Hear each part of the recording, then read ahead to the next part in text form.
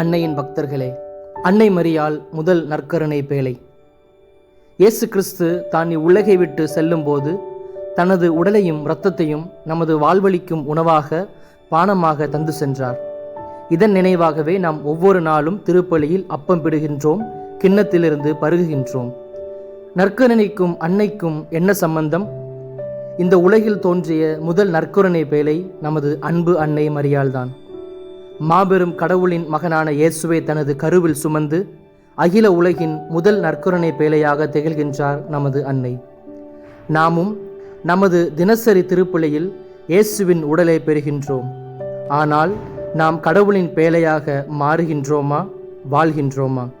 சிந்திப்போம். அன்பர்களே, அன்னை மரியாளை போன்று கடவுளை நமது உள்ளத்தில் ஏற்போம்.